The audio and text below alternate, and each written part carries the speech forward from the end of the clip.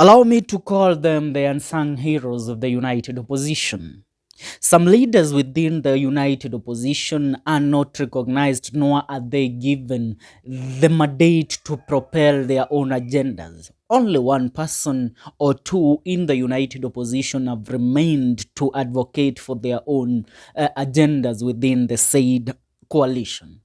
That is the former Deputy President Rigathi Gachagua, who has come out strongly recently claiming that he will be on the ballot come the year 2027 and he will be vying for the presidency. Another person that has been on the front trying to garner support for himself and popularize his bid as the presidential candidate come the year 2027 is the former Interior Cabinet Secretary Fred Matiang'i.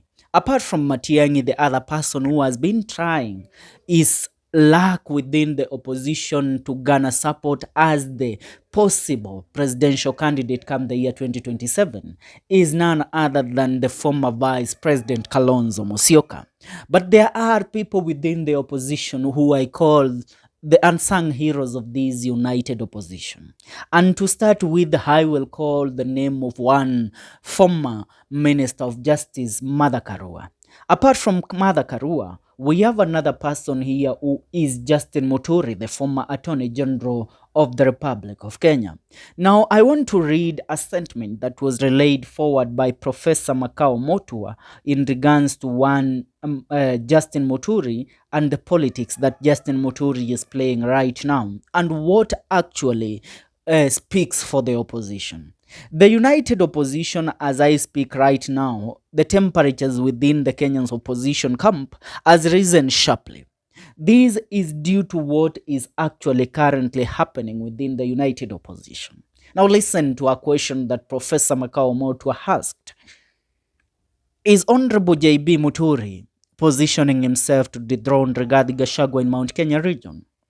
The latter caved in the contest for Mbeere North after a bruising boardroom fight with the former DP. Apparently, Mr. Muturi still has a little fight left in him. Watch out, Rigiji. Why is Professor Makau Mutua saying that Justin Muturi has a little fight left in him? Yesterday, Muturi held an interview with Kameme FM, and in that interview, Justin Muturi went all out in attacking and exposing the former president, the current president, William Ruto. But let me tell you one thing, why the former Attorney General, J.B. Muturi, has even more exposes to make and more resources to garner support for himself and table himself in dethroning Rigathi Gachagua in the Mount Kenya region. I remind you, first allow me to read a certain post that he relayed out yesterday after his interview with Kameme FM. He said, the $3 billion scam behind Ruto's 15 billion tree initiative. When he says $3 billion US dollars, that means it was an amount, it actually an amount of over 350 billion Kenyan shillings. That is the scandal that he was exposing. Now he says the so-called 15 billion trees initiative is nothing but a scandal. When I was the Attorney General, I was personally called by Aden Mohammed, William Ruto's advisor, claiming they had secured $3 billion US dollars to fund the project and asking me to draft an MOU. I made it clear to him that the presidency cannot sign such an MOU. That's when he rushed to create a phantom outfit, Agriculture Innovation Ministry, AIM, masquerading as an NGO to front the deal. He thought I wouldn't do my research, but when I dug deeper, I found the said NGO to be completely non-existent, a fraud, plain and simple. Now I ask you, have you heard William Ruto talk about the 15 billion trees lately? Of course not, because I refuse to sign off on that scam. Now this is what you must understand. Though Rigathi Gachagua is a man that gathers intelligence and has one of the most resourceful intelligence in the Republic of Kenya right now against the government, you shouldn't forget this man, J.B. Muturi. J.B. Muturi served as an Attorney General of the Republic of Kenya. Being an Attorney General of the Republic of Kenya for the time that William Ruto appointed him in his first period as the president, JB Muturi was the legal advisor to the president. And I dare tell you that every deal that William Ruto had to sign, may it be military, may it be economical, may it be a loan to be borrowed from IMF or from the international banks, JB Muturi was the signatory of those deals. So which means the man has more and more deals that he is about to expose. Now, there isn't appearance of JB Muturi again in the circles of, in the Mount Kenya region radio interviews. It tells you something. JB Muturi is placing himself at the center of the politics of the Mount Kenya region. And he wants also to have a say when it comes to negotiating for the united opposition come the year 2027 when they are deciding the flag bearer of the opposition. The reason I'm saying this is because when you look at Mount Kenya region, most of you only look at Rigathi Gachagua, and closely to Rigathi Gachagua is none other than Martha Karua. But you forget that JB Muturi also hails from Mount Kenya region. And him now being somebody that is becoming a third wheel in Rigathi Gachagua and Martha Karua's politics of the Mount Kenya region, he seems now to try and place himself at the center of it all. He allowed Rigathi Gachagua to run with his narratives. Now it is about time JB Muturi comes out with his own narratives too. If you speak about truthful men, you have spoken about Rigathi Gachagua for a very long time. But among the many men that have remained to be truthful men is JB Muturi. Allow me to remind you that Muturi was fired for him speaking against the government and calling President William Ruto to answer to some certain aspects, which included abduction, where his own son was abducted during the Gen Z demos. The time that he was speaking against this government, he himself was serving in this government. So, which tells you that JB Muturi is as truthful as he comes. Are we together? And that is why he is placing himself at the center of it all. Now, apart from JB Muturi, other leaders in the opposition have currently started speaking against the opposition themselves. Governor George Natembeya appeared yesterday to hint at widening cracks among senior leaders within the united opposition.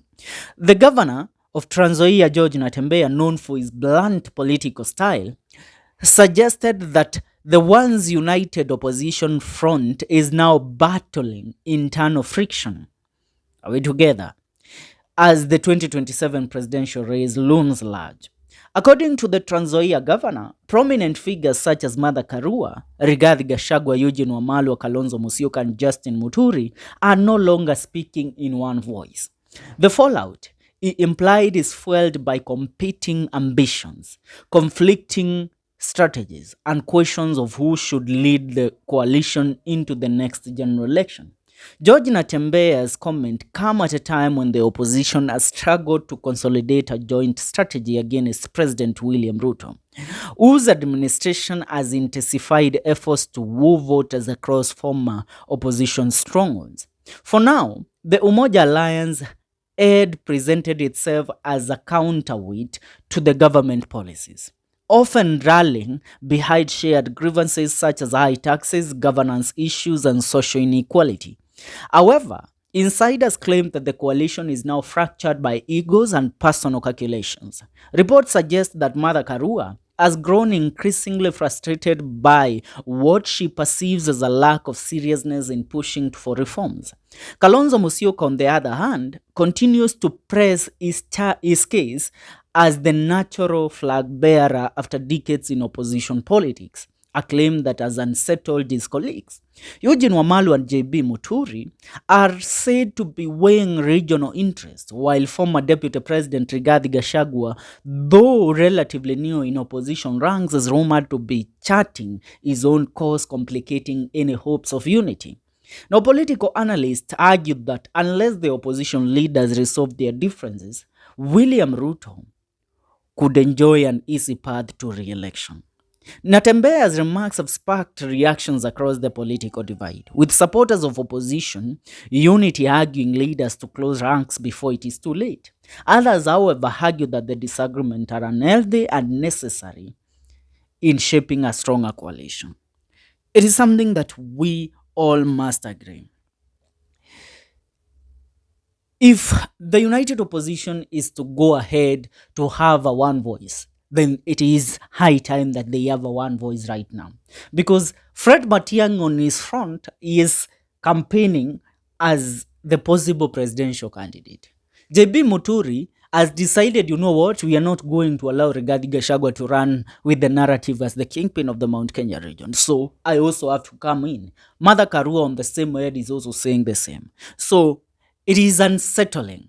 Now looking at it, even Kalonzo Musyoka is playing his politics where he has started even quoting some leaders who have always been, some people who have always been behind Fred Matiang'i. I want to read a post by one Pauline Njoroge that she went ahead to post today in regards to a meeting with Kalonzo Musyoka. Pauline Njoroge has been rumored severally as a pro-Matiang'i person because of links to the former president Uhuru Muigai Kenyatta.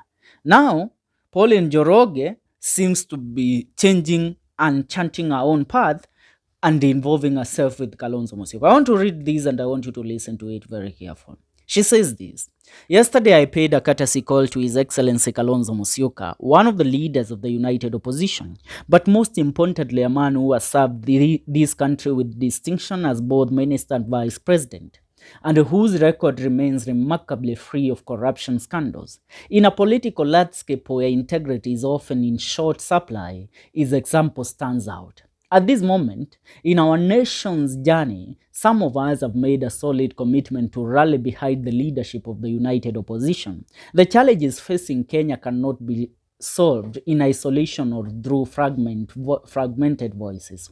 They demand unity of purpose and a collective commitment to the greater good of our people. As we enter the 2027 general election, we must be determined to change the course of the country for the better. We need to move from an administration that is inherently corrupt and prioritizes politics above service delivery to one that places the needs of Kenyans at the very center of governance. That means Pauline Njoroge has departed from Matiang'i's camp and she is now a pro-Gachagua person. A pro-Kalonzo person. What does that tell you? You know, the moment Gachagua declared that he will be running for president, that is the moment dynamics of the united opposition changed. People like Kalonzo Musyoka, who had even settled and they were not pressured even in continuing with politics or campaigns, they knew that, Kalonzo knew that Gachagua, because he can't buy, he will endorse him. But Gachagua has recently risen to some point where he has declared his bid for presidency.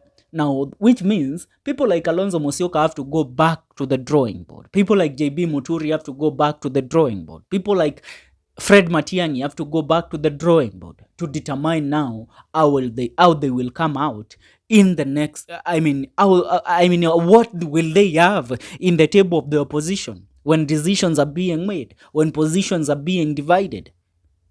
Tazamaji, that's how politics are being played in the opposition. But I like the pace. I like the heat that is currently within the opposition, because that makes the government to settle thinking that the opposition is crumbling down to the ground. But at the end of the day, one thing that we know, the united opposition will come up with one candidate as the presidential flag bearer and one running mate. And that is everything that we are waiting for at the Republic of Kenya right now. For now, that's what's up. Make sure you subscribe to the Kenyan Daily Report for more news and more updates.